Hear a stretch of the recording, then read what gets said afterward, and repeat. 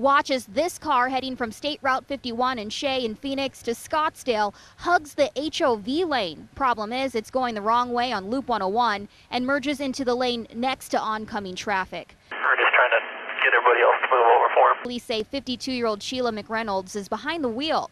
Cops on the right side of the freeway finally got her to slow down. A Phoenix police officer was the first to jump over the median. Phoenix unit out on foot. He's making contact with the driver now. The vehicle is stopped.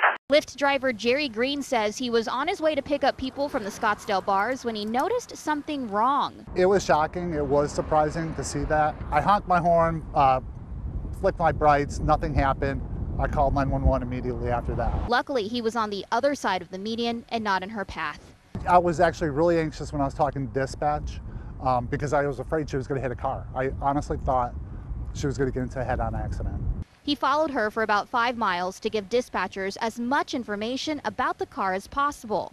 Because I felt it was important for her to get off the road before she injured or killed someone.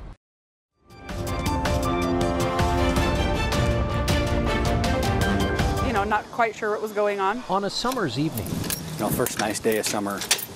It's hard to imagine an empty pool. It's super unfortunate and tragic. What began as a perfect night for a swim suddenly was not. We had a failure of a pump, and when that pump kicked back on, it kicked too much chlorine into the water. Police say the chlorine turned to gas and sickened as many as 50 people. We had as many as 26 patients that we transported to local area hospitals by ambulance. About the same number were taken by their families and friends. Most of the patients were children. Ours was taken to Utah Valley. She was one of 4 in her ambulance. They showered her and made sure she was all clean and then took her in and monitored her. Parents arrived to learn some of their kids were faring better than others. Conditions like bloody noses, coughing, nausea, vomiting. Some were even to have been reported to have been in and out of consciousness. Solace came in a swift response from medics. Our daughters were checked several times by a couple different city EMTs just to make sure that they were okay. As investigators try to get to the bottom of what happened in this public pool. Certainly anytime we have a mass casualty critical incident, that is a bad day for us. They're hoping to avoid